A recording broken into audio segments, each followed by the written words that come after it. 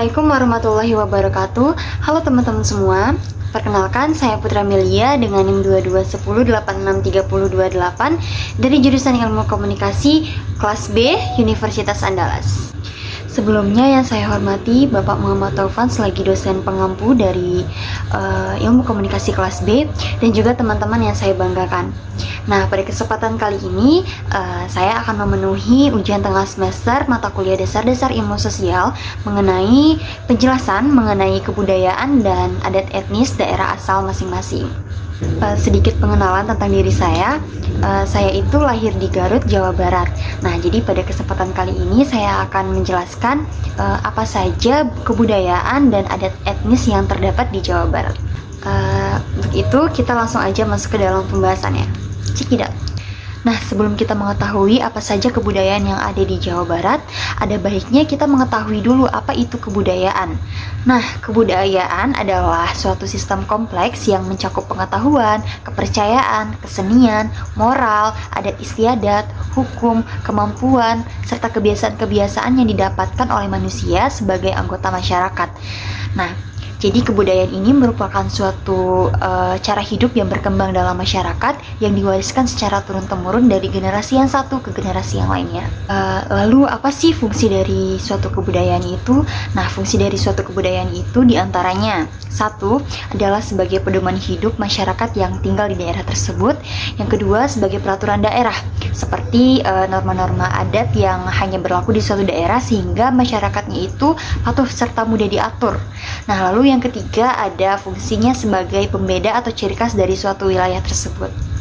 Seperti yang kita ketahui bahwa Jawa Barat adalah suatu daerah yang didominasi oleh kebudayaan Sunda dan juga kebudayaan Cirebon. Nah, kebudayaan Sunda itu berkembangnya di daerah Tataran Sunda, Tanah Pasundan, dan Tanah Priangan. Sementara itu, kebudayaan Cirebon berkembang di daerah bekas Kerasidenan Cirebon, kawasan bagian utara. Lalu, apa saja sih kebudayaan Jawa Barat yang harus kita ketahui atau yang harus kita pelajari? Yang pertama adalah bahasa. Nah, seperti yang kita ketahui, bahasa itu merupakan unsur kebudayaan yang digunakan untuk melakukan interaksi atau komunikasi dengan orang lain. Nah, jadi sepertinya kita itu tidak asing lagi dengan bahasa Sunda, di mana bahasa Sunda itu adalah bahasa pengantar sehari-harinya masyarakat di Jawa Barat. Nah, jadi bahasa Sunda ini tuh sepertinya udah viral di mana-mana, orang-orang udah tahu bagaimana bahasanya. Lalu bagaimana sih contoh dari bahasa Sunda itu? Nah, jadi saya akan mencontohkan beberapa bahasa-bahasa Sunda atau kosakata Sunda yang sering saya pakai dalam kehidupan sehari-hari saya. Contohnya adalah badeka mana atuh, atau abi bogoh ka anjeun, atau anjeun teh meuni geulis pisan, atau anjeun teh meuni kasep pisan gitu. Nah, begitulah contoh dari bahasa Sunda yang sering saya pakai dalam kehidupan sehari-hari saya.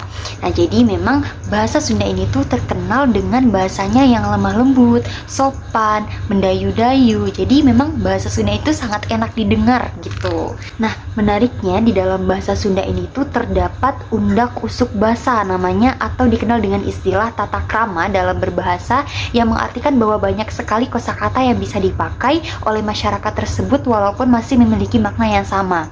Nah, lalu apa sih tata krama dalam bahasa Sunda itu? Nah, jadi tata krama dalam bahasa Sunda itu dibagi menjadi 3 bagian. Yang pertama ada bahasa kasar, bahasa loma, dan bahasa hormat. Tentunya ketiga jenis tata krama bahasa Sunda ini tuh ditujukan kepada orang yang berbeda-beda. Seperti contohnya bahasa kasar atau bahasa kasar dalam bahasa Indonesianya yang sangat tidak disarankan ketika melakukan interaksi atau komunikasi dengan orang lain. Nah, tetapi biasanya bahasa kasar ini tuh digunakan oleh masyarakat Jawa Barat ketika sedang marah biasanya, atau ketika sedang emosi gitu.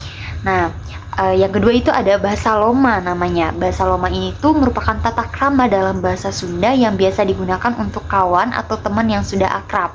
Lalu yang ketiga ada bahasa hormat, digunakan untuk berkomunikasi dengan orang yang lebih tua dari kita. Yang kedua adalah pakaian adat. Nah, jadi pada zaman dahulu pakaian adat di Jawa Barat itu dibedakan melalui status sosial atau kastanya.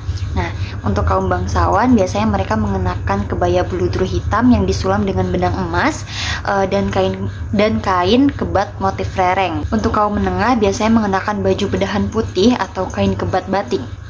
Sedangkan kaum bawah biasanya mengenakan baju salontren dengan salung poleng yang diselempangkan di bahu. Nah, lalu yang ketiga ada rumah adat.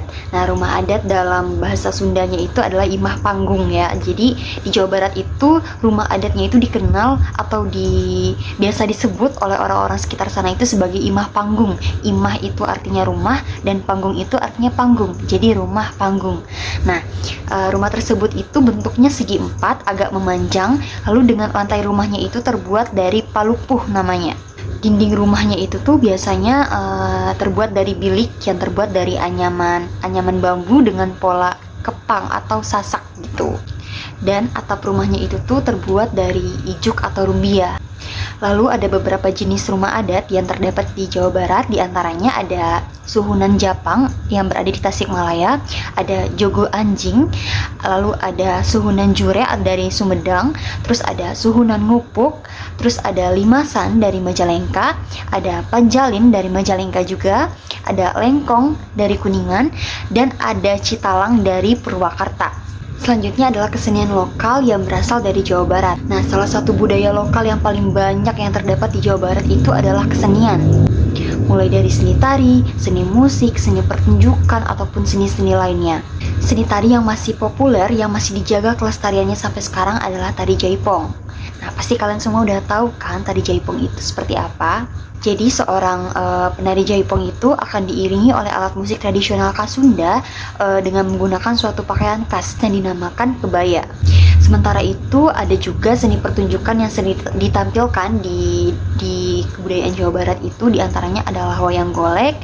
Nah, seni pertunjukan yang satu ini tuh berupa boneka dari kayu yang dimainkan oleh seorang dalang dengan alur cerita dan tokoh yang sudah ditentukan.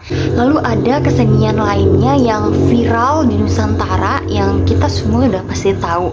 Nah, apa itu? Nah, jadi kesenian yang berasal dari Jawa Barat ini tuh ada namanya pencak silat.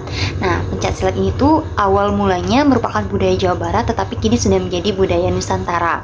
Nah, pencak silat ini tuh berasal dari tarian yang menggunakan gerakan seperti bela diri. Nah, diiringi musik seperti rampak gendang. Nah, selain itu para pemain pencak silat ini juga menggunakan pakaian khusus seperti pakaian adat dengan ikat kepala yang disebut dengan iket. Beralih dari kesenian, kita beranjak ke kepercayaan dari masyarakat di Jawa Barat atau masyarakat Sunda. Nah, jadi bagi masyarakat Sunda, menghormati kepercayaan para leluhurnya dilakukan dengan salah satu bentuk yaitu pamali. Nah, bukan hanya untuk menjaga kepercayaan tersebut, tetapi di balik pamali itu memiliki nilai-nilai moral, kepercayaan, dan simbol dari kebudayaan Sunda. Pamali itu sendiri artinya adalah larangan atau pantangan. Sedangkan dalam kamus bahasa Sunda, pamali itu disebut sebagai larangan sepuh anu maksudna teu meunang ngalakukeun hiji pagawean lantaran sok aya matakna. Artinya dalam bahasa Indonesia itu tidak boleh melakukan perbuatan tertentu karena nanti akan ada akibatnya. Lalu ada beberapa contoh pamali dalam kepercayaan masyarakat Sunda, diantaranya yang pertama adalah ulah diuk di lawang panto bisi nongtot jodoh, artinya jangan duduk di depan pintu nanti susah dapat jodoh.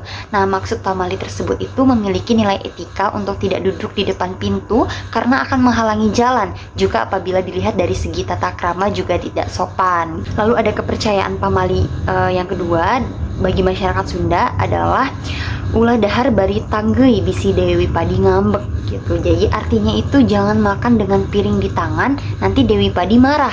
Nah, dalam pamali ini tuh terdapat nilai etika, pendidikan, dan juga kepercayaan.